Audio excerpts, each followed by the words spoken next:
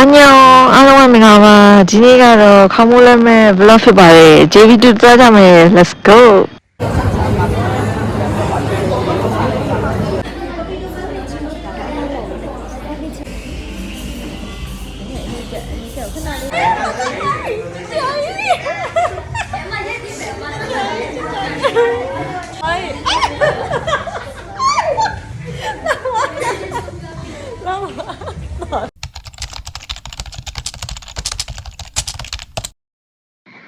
Hello, morning.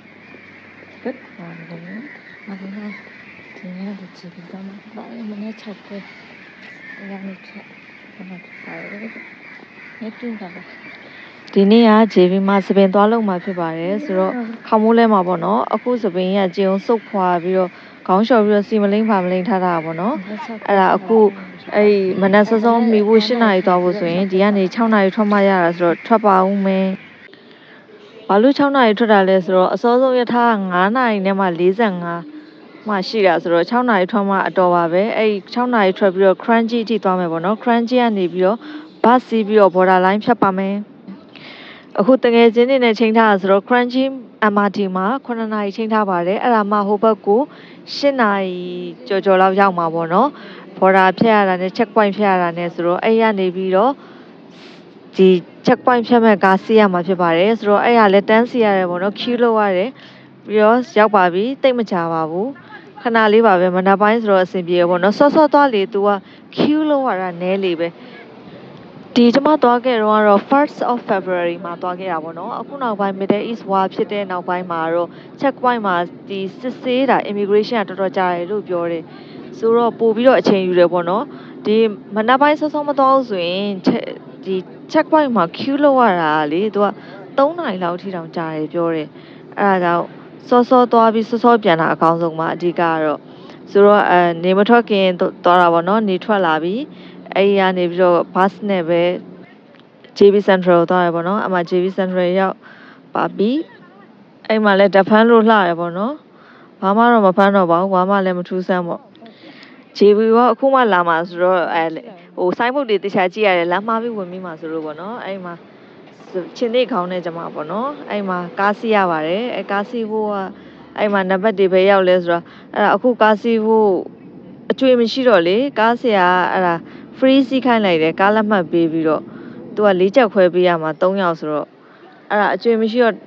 20ရန်ပေးတာရတယ်တဲ့ free စီးသွားတယ်အဲ့လိုပြောပါဘောနော်အဲ့နဲ့အခုကတော့မဖွင့်သေးဘူးလေ shopping mall က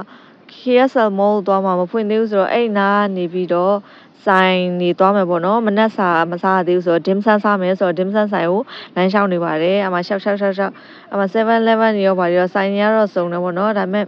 dim sum ပဲစားချင်တာဆိုတော့ dim sum ပဲသွားစားမယ်နည်းနည်းလေးပဲရှောက်ရတာပါဂုံးတက်ဂုံးစင်းနဲ့အများကြီးတော့မဟုတ်ဘူးအဲ့မှာဘယ်အဲ့မှာသွားတဲ့ဆိုင်ကလူကစီနေတယ်တန်းစီနေပြင်မှာလဲထိုင်နေကြတာဆိုတော့အနီးနားဖူးကောက်မှာပဲ dim sum ရှိတယ်ဆိုတော့အဲ့မှာပဲစားလိုက်တယ်ပေါ့နော်ကျမမှာက dim sum ရှိနေသူတို့ကခောက်ဆွဲမှာပြီးတော့ကျမကဘီဟွန်းမှာလိုက်တယ်အဲ့ဒါကြီးဦးလိုပဲရတာလေးကလေပြီးရင်တော့ရောက်ပါပြီ KSL mall မှာဆက်ရင်းတော့ review ပေးထားတဲ့ဆိုင်ကလေဈေးက900တောင်ဖြစ်နေလို့အရန်ဈေးကြီးလို့အဲ့ဒါနဲ့ဒီဆိုင်ကိုသွားတာပေါ့နော်ဒီဆိုင်ကအပီးစီးtreatment မှာအပါသပင်ညက်rebound အကုန်လုံးအပီးစီးကို250ဆိုလို့ဒီဆိုင်မှာပဲလုပ်တယ်ပေါ့နော်ဒီဆိုင်ကဒီဟိုလဲ stylist ကလည်းတော်တော်လေးသဘောကောင်းတယ်ပေါ့နော်စိတ်ရှိတယ်ပေါ့နော်အမကြီးကလည်းဒီမြန်မာတွေလည်းရှိတယ်မြန်မာ stylist ကတော့သူကလူပိုဆောက်ရတယ်ပေါ့နော်မြန်မာတွေပဲအများကြီးရှိတာဆိုတော့ဒီအမကြီးကလည်းအဆင်ပြေပါတယ်စိတ်လည်းရှိတယ်ဆိုတော့အဲ့ဒါဆိုပိုသဘောကျပါတယ်အဲ့မှာအခုဖြောင်းအောင်မဖြောင်းအောင်သေးဘူးတော်တော်လေးသဘောကျနေပြီစိတ်အေးစစ်စစ်ပေါ့နော်ညီမလေးတွေကလည်းညီမလေးတွေပဲအေးစစ်စစ်ကိုပြတဲ့ပုံတိုင်းသူတို့တေချာလေးလုပ်ပြီးရပေါ့နော်ဒါပေမဲ့သူကပုံသွင်းမှရမှာဆိုတော့ပုံတော့ကိုယ့်ကိုသွင်းရတာပေါ့နော်အခုပုံလေးပေါ်လာပါပြီကဲပြီးပါပြီတန်လှနေရောပဲကိုယ့်ကိုသဘောကျတာအဲ့ဒါပြီးတော့အဲ့ KSL mall ရဲ့ basement မှာအဲ့ဟို blind box လို့ပေါ့နော်အဲ့ဒါလေးလည်းရှိတယ်မဝယ်ခဲ့ပါဘူးနောက်ကျနေလို့ပါအဲ့ဒါပြီးတော့ Novotel လည်းရှိရပေါ့နော်ဥမာ Ochangki လည်းရှိရအကုန်လုံးရှိတယ်အဲ့ဒါကနေပြီးတော့ဘယ်သွားမှလဲဆိုတော့ Capybara Cafe ကိုသွားမှာပါအဲ့ Capybara Cafe ကအဲ့ Capybara တွေကိုပိုင်တကုံဟာကြည့်ပြီးတော့ ကပီဘာရာတွေကိုပုတ်ချင်တာပေါ့နော်ပုတ်ချင်တာမပို့ရဘူးအဲ့တော့အပြင်မှာဇူးသွားရင်လည်းဒီတိုင်းပဲကြည့်လို့ရမှာဆိုတော့တေချာကင်ပြီးတော့ဖတ်ပြီးတော့ပုံရိုက်လို့ရမယ့်နေရာကိုသွားမှာဖြစ်ပါတယ်ကပီဘာရာကဖေးကပီဘာရာလည်းရှိရယ်အပါကာလည်းရှိရယ်လာမလည်းရှိရယ်ပေါ့နော်အဲ့ယူသွားမှာပါဒီမှာရောက်ပါပြီကပီဘာရာကဖေးသူကတယောက်ကိုအနည်းဆုံး20 ringgit ဖိုးစားရတယ်ကော်ဖီနဲ့မုန့်တော့ပေါ့နော်ဈေးတွေကတော့ကြီးတာပေါ့နော်ဒါပေမဲ့စားလို့တော့ကောင်းတယ်ဆိုတော့စင်ကာပူဈေးနဲ့ရှင်တော့အဆင်ပြေပါတယ်မစိုးပါဘူးတန်ပါတယ်အရသာလည်းကောင်းပါတယ်ပြီးတော့ဒီမှာ treatment ကျတော့ဒီကပီဘာရာပုံစံလေးနဲ့သူက33ဂျယ်လီလားကြောက်ကြောလားမသိဘူးအဲ့လိုကိတ်မုံပုံစံလေးလောက်ထားတာပေါ့နော်အဲ့ဟာလေးကသူ့ရဲ့ treatment ပေါ့နော်ဒီဆိုင်ရဲ့ပြီးအပေါ်မှာခေါင်းမိုးပေါ်မှာအခုမှတည်တယ်အဲ့မှာလဲနေတာမုံတုတ်တွေရောcroissant တွေရောအကုန်လုံးကလဲနေတာအဲ့ဒါအခုလဲနေတာလေးအခုမှတွေ့လို့အဲ့ဒါအခုမှရိုက်လိုက်တယ်decoration လုပ်ထားတာလေးလည်းမစိုးပါဘူးချစ်စရာအေးဆေးဆေးလေးပေါ့နော်မာချာတွေပါလည်းရှိရတယ်16 ringgit လောက်ပေါ့နော်ဒါလေးကတော့ trademark လေးပေါ့နော်အဲ့ဟာလေး chocolate ကလေးနဲ့တရက်သီးလေးကတော့တော်တော်ချင်တယ်အဲ့မှာဟိုဘက်အချမ်းမှာအဲ့ဘောက်ချာလေးပြပြီးရင်သွားကြည့်လို့ရပါပြီအဲ့မှာအပါကာနဲ့လာမာနဲ့ပေါ့နော်အဲ့လာမာကျတော့အမွှေးသိမ့်မဖွားနဲ့ရုပ်ဆိုးတယ်အဲ့အမွှေးထူတာအပါကာလို့ခေါ်တယ်သူကနည်းနည်းပိုရင်တယ်ပေါ့နော်အစ်ကလေးနဲ့ချစ်စရာလေးတွေပါအဲ့မှာကင်လို့လဲရတယ်ဖတ်လို့လဲရတယ်ပုံရိုက်လို့လဲရတယ်သူတို့ကြည်ပြင်းပေါ့နော်သူတို့ခေါင်းကိုမပွတ်နဲ့လို့ပြောတယ်သူတို့ဖင်းကိုမကင်နဲ့ခေါင်းဖင်းကိုမကင်နဲ့မဟုတ်ဘူးခေါင်းကိုမကင်နဲ့ပေါ့အဲ့မှာအမွှေးချက်နဲ့ကောင်ကလာမာတဲ့သပင်လေးကလည်းချီကို hair style ကလည်းတအားကြီးရတာအဲ့ကောင်လေးကသူကလည်းနော်လူရွေးတယ်နော်သူကလည်းအဲ့မှာလိုက်ရိုက်နေတဲ့ဦးလေးပေါ့နော်ဦးလေးဆိုတာအရင်တော့မကြည့်ပါဘူး40လောက်ပေါ့သူ့ကိုကြတော့သူ6ယောက်နဲ့ကန်ပြီးတော့သတွေးနဲ့ပါထွေးတယ်အဲ့လာမာကြီးကလည်းအဲ့ကြောင့်ကိုယ်လည်းအနားမကက်ရဲတော့အဲ့မှာကပီဘာရာပေါ့နော်ကပီဘာရာအမွှေးရတော့ကြမ်းထော်တာပဲဖြူအမွှေးလိုပါလိုနဲ့မသိရင်ကိုလည်းဖြူကင်ဘူးလိုပါလိုဖြူလည်းမကင်ဘူးပါအဲ့မှာအစာတွေပါတဲ့ကျွေးရပေါ့နော်အဲ့မှာပြီးတော့မသိရင်ပိုင်ကိုအိမ်ရောက်နေသလိုပဲ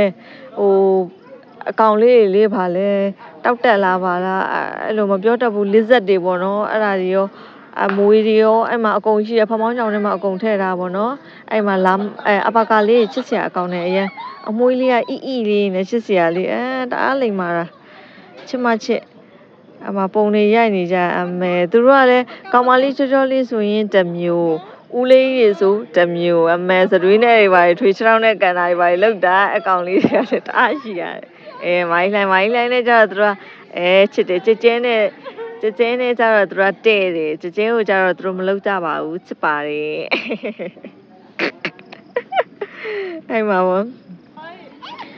အဲ့မှာလာမိုင်းကြောက်လို့အနီးကလည်းတိတ်မကက်ရုပ်သူကလည်းဟိုမှာစတွေးထွေးပါညာတယ်ဆိုအဲ့မှာကပီဘာရာလေးတွေအကုန်ကြည့်ကပီဘာရာကြီးကချီလို့မရဘူးသူကဖတ်လို့လည်းမရဘူးအဲ့ကောင်တွေကလေရုံပြီးထွက်ပြေးရဆိုတော့ကြောက်တယ်အဲ့ဒါကြောင့်ကြောင်နေလဲရှိတယ်အိမ်မှာအစုံမဲ့အမှအများကြီးပဲသွားရင်တန်တော့တန်ပါတယ်ဒီကလေးတွေ့ရနေတယ်ပေါ့နော်ပြောရရင်သနာဖို့တော့ကောင်းတာပေါ့ကွယ်ဒါပေမဲ့ဇူကကလေးလောက်တော့မစိုးသေးပါဘူးအဲ့နဲ့သူတို့နဲ့ရိုက်ချင်တာသူတို့ချီလို့ကလည်းမရတော့အဲ့လိုဒီလိုမျိုးပဲရိုက်ရတယ်ကွယ်မိုင်းလိုက်မှာအဲ့လိုကြီးဖြစ်နေတယ်လ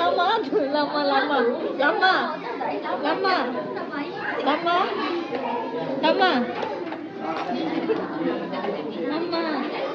Paka.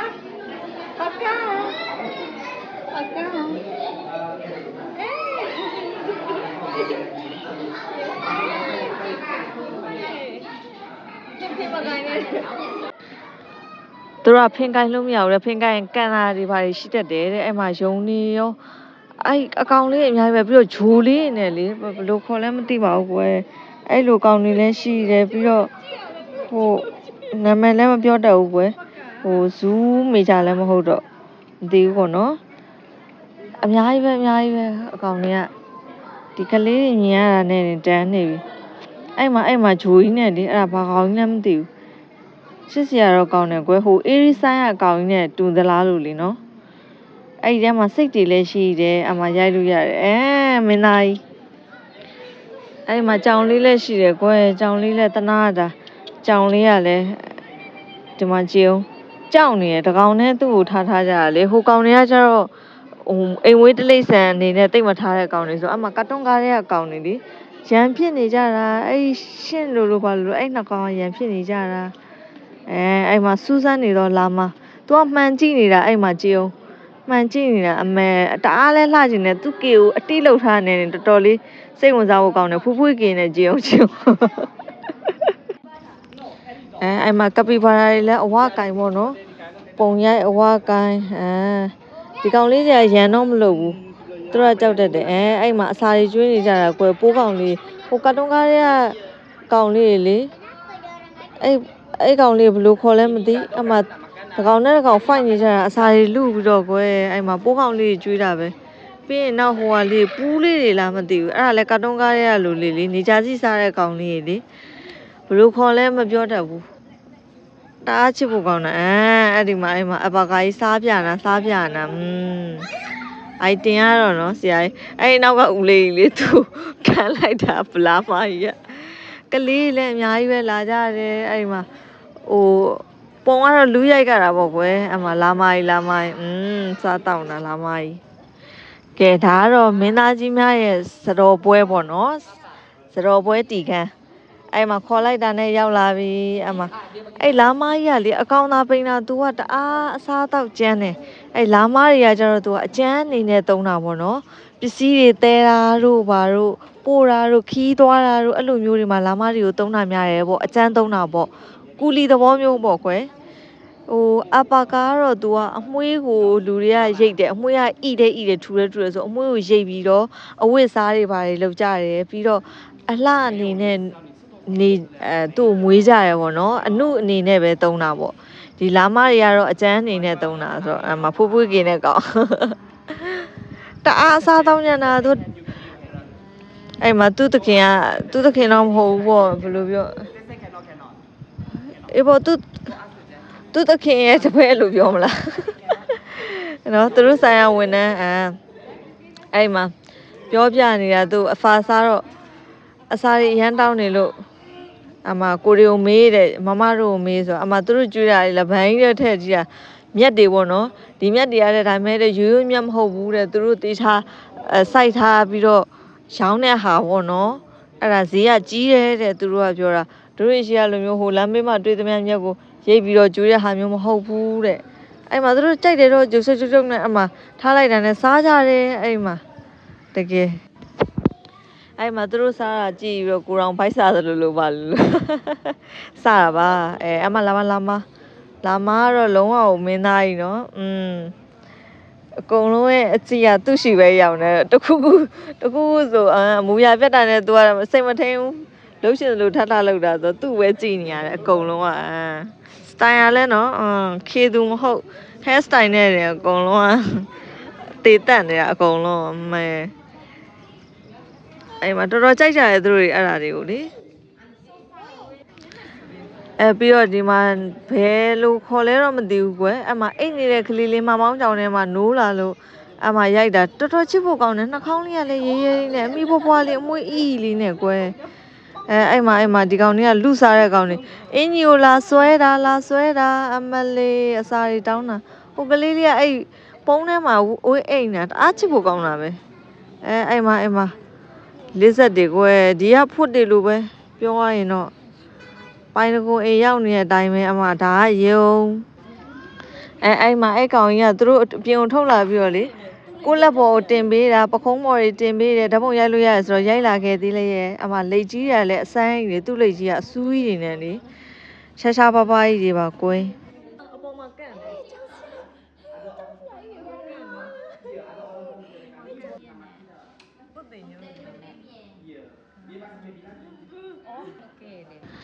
အဲ့ကောင်ကိုထုတ်လာပြီးကင်ခိုင်းဓာတ်ပုံရိုက်ခိုင်းတော့လက်ပေါ်တင်းပြီးတော့ဓာတ်ပုံရိုက်ခဲ့ပါတယ်လို့အဲ့မှာနှံကောင်လိုဖာလိုပေါ့နော်ပရစ်လိုအဲ့လိုကောင်လေးတွေရောဟိုပိုးသုံးလုံးလေးတွေလေအဲ့မှာဘောက်ဖက်လေးတွေအဲ့ဒါလေးတွေရောကဲအဲ့မှာကလေးတွေအစာစားကြပါပြီမပြီးသေးဘူးသူတို့စားတယ်နော်မကုန်မချင်းပြီးတော့ဒါကတော့ဖပြုတ်ကြီးပေါ့နော်ဖပြုတ်ကြီးကနည်းနည်းစမ်းတယ်ပြီးအမှမွေးတွေပါတယ်ရှိရပေါ့နော်နည်းနည်း temperature change တွေပါတယ်နဲ့သူတို့ကလှုပ်ထားကြတာမစိုးဘူးပေါ့ဒါတွေကတော့တွေ့ဝန်းနေကြအကောင်တွေတော့မဟုတ်ဘူးပဲဒါ Luzon Bronze Park တဲ့ကိုလည်းမသိဘူးအမှစာကတ်ထားလို့အမဲသူကအဲ့လိုတွေဆင်းနေတာအဲ့မှာဒါကတော့ပုတ်တင်ညိုပါကွယ်မထူးဆန်းပါဒါကဟိုဟာလေးပေါ့နော်ဒါကတော့ဆိုင်ရှိရညောင်လေးပါချီမလို့လောက်တာထွက်ပြေးသွားတယ်သလားအဲ့ကလေးကလည်းသူကလည်းလူကြောက်တယ်ဒီမှာလည်းနေရွက်ဖြတ်ထားတဲ့စင်ကာပူမှာလိုပဲလေလွင့်ကြောင်ဆိုရင်သူတို့ကနေရွက်ဖြတ်တယ်ပေါ့ဘယ်ဘက်နေရွက်ထင်တယ်ဘယ်ဘက်နေရွက်ကိုဖြတ်ကြတာညာတယ်ဆိုတော့ကဲပြန်ပါပြီပြန်ပြီဆိုတော့အိမ်ကိုပြန်မှာမဟုတ်သေးပါဘူးနောက်ထပ်ကန်းစီနေရအဲ့ကပီဘာရာကဖေးနဲ့နီးရဲ့နေရာကိုသွားမှာဖြစ်ပါတယ်ဆိုတော့နောက်တစ်ပတ်ပြန်ဆုံပါမယ် like ကြည့်ပေးကြပါ subscribe and like လုပ်ပေးပါ thank you